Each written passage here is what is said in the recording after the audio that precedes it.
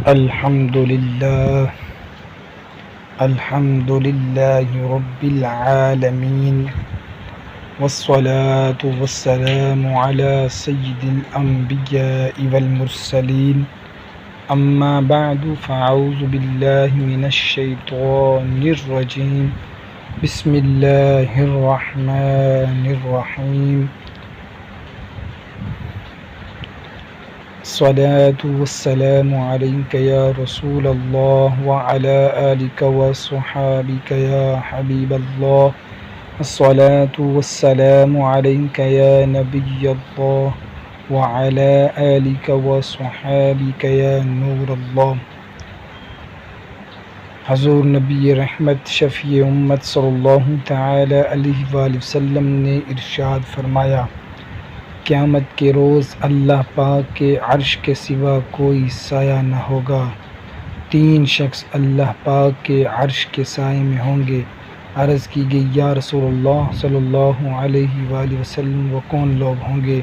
ارشاد فرمایا، وہ شخص جو میرے امتی کی پریشانی دور کرے، نمبر 2 میرے سنت کو زندہ کرنے والا، اور نمبر 3 مجھ پر کثرت سے درود شریف پڑھنے والا۔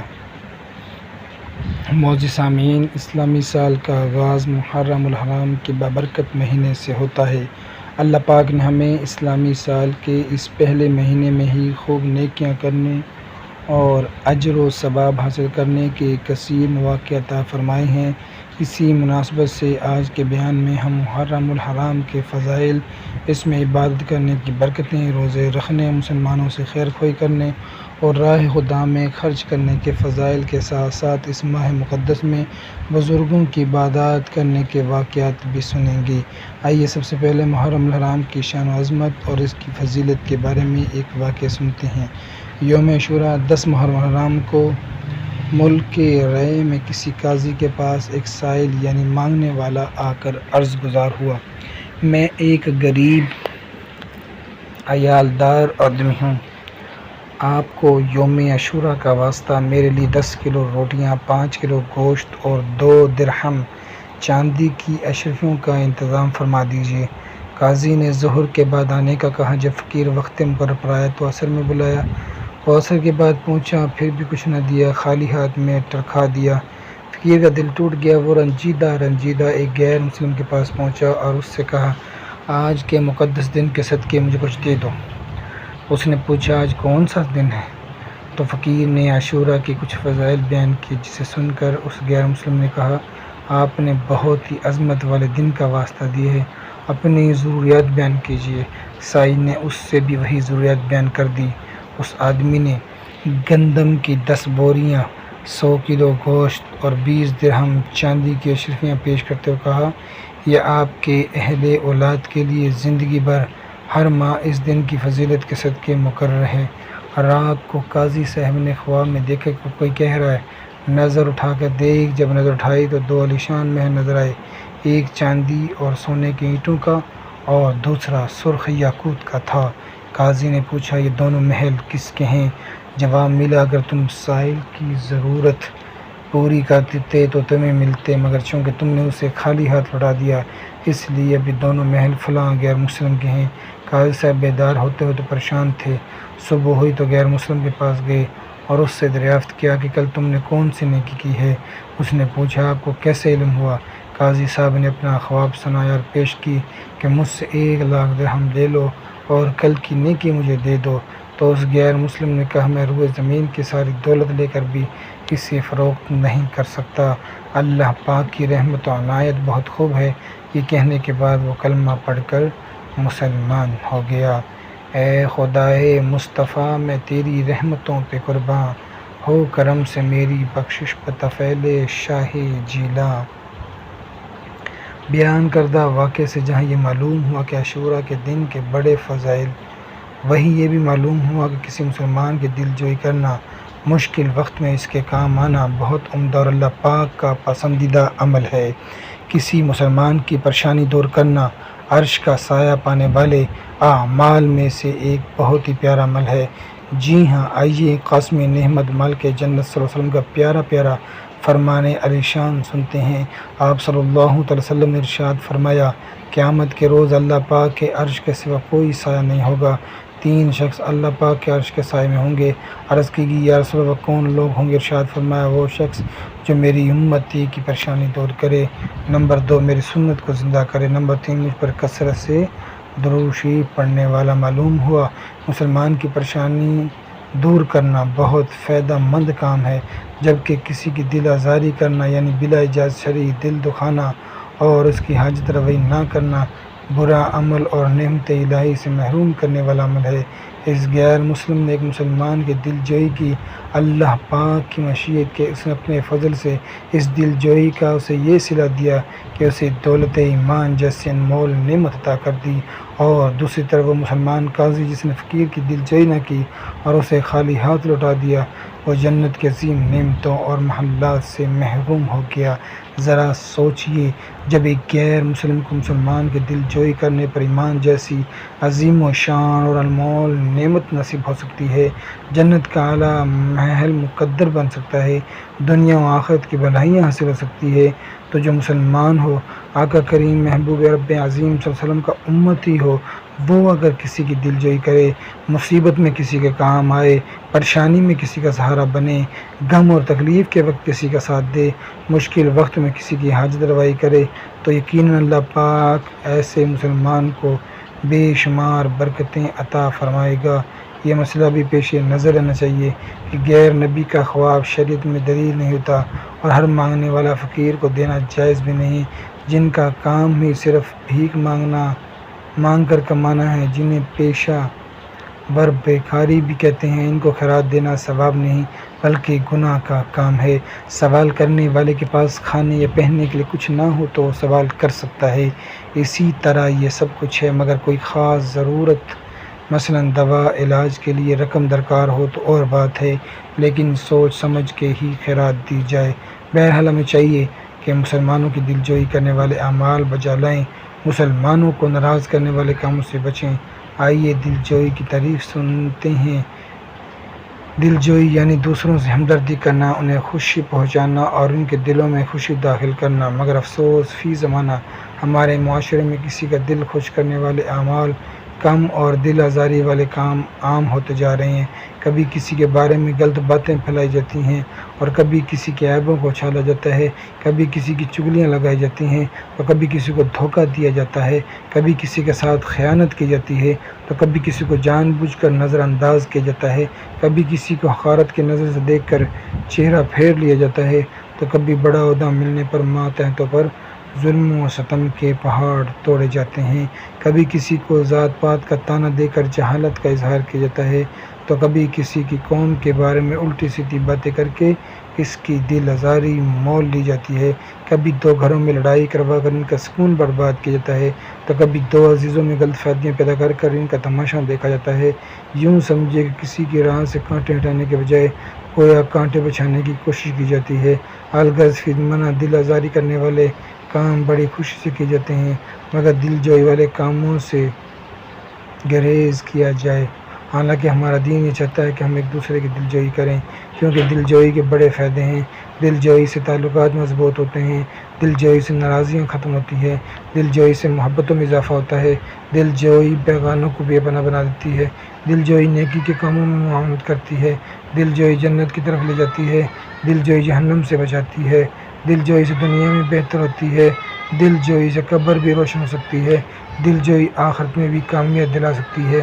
الغرض دل جوئی میں فائدے ہی فائدے ہیں، لہٰذا 4 طریقے سے مسلمان مردوں اپنی محرمات اور بچوں کی امی کی، اس طرح مسلمان عورتوں اپنے محرم اور بچوں کے ابو کی دل جوئی کرنا بڑے اجر و ثواب کا کام ہے۔ ایسا کرنے سے جہاں آخرت اچھی ہوگی وہیں نیکی کی دعوت عام کرنے میں مدد ملے گی۔ آئیے دل جوئی کرنے کے فضائل پر مشتمل 3 فرامین مصطفیٰ سنتے ہیں۔ معجم کبیر کی حدیث مبارکہ میں اللہ پاک کے نزدیک فرائض کی ادائیگی کے بعد سب سے افضل عمل مسلمان کے دل میں خوشی داخل کرنا ہے۔ پیارے آقا مدینے والے مصطفیٰ صلی اللہ علیہ وسلم نے ارشاد فرمایا، بے شک مغفرت کو واجب کر دینے والی چیزوں میں سے تیرا اپنے مسلمان بھائی کا دل خوش کرنا بھی ہے۔ فرمان آخر نبی رسول ہاشمی صلی اللہ علیہ وسلم، جو شخص کسی مسلمان کا دل خوش کرتا ہے تو اللہ پاک اس خوشی سے ایک فرشتہ بیدار فرماتا ہے جو اللہ پاک کی عبادت اور اس کی پیار کرتا رہتا ہے۔ جب وہ آدمی مرنے کے بعد اپنی قبر میں پہنچتا ہے تو وہ فرشتہ اس کے پاس آ کر کہتا ہے کہ تم مجھے جانتے ہو؟ آدمی کہتا ہے تم کون ہو؟ وہ کہتا ہے میں وہ خوشی ہوں جو تم نے فلاں بندے کے دل میں داخل کی تھی، اور آج میں تیرا دل بہلا کر پریشانی دور کروں گا، میں تجھے تیری حجت یاد دلاؤں گا، میں نکیرین قبر میں سوال کرنے والے فرشتوں کے جواب میں تجھے حق پر ثابت قدم رکھوں گا، میں قیامت کے دن تک تیرے ساتھ ہوں گا، رب کریم کی بارگاہ میں تیری شفاعت کروں گا اور جنت میں تیرا مقام دکھاؤں گا۔ امت مسلمہ کی خیر خواہی کا کیسا پیارا جذبہ ہے اور کتنی پیاری دعا کرتے ہیں۔ امت محبوب کا یا رب بنا دے خیر خواہ، نفس کی خاطر کسی کے دل میں میرے ہونا پیر، اے اللہ پاک مجھے پیارے حبیب صلی اللہ علیہ وسلم کی امت کا خیر خواہ بنا دے، نفس کی خاطر میرے دل میں کسی کے لیے بھی دشمنی نہ ہو۔ تو ماہ محرم الحرام مکمل رحمتوں اور برکتوں بھرا ہے، مگر بالخصوص اس ماہ کا 10واں دن جسے عاشوراء کہتے ہیں، اس کی شان و عظمت کے کیا کہنے۔ یہ دن پچھلی امتوں میں بھی بڑا مکرم محترم ہے، تاریخ اس دن کے اہم واقعات سے بھری ہوئی ہے۔ اس دن میں عبادت کرنے کے بے شمار فضائل برکات ہیں، اس دن دعائیں قبول ہوتی ہیں، اس دن حاجت مندوں کی حاجتیں پوری ہوتی ہیں، اس دن تنگ دستوں کی تنگ دستیاں دور ہوتی ہیں، اس دن غمزدوں اور دکھیاروں کی مصیبتیں دور ہوتی ہیں۔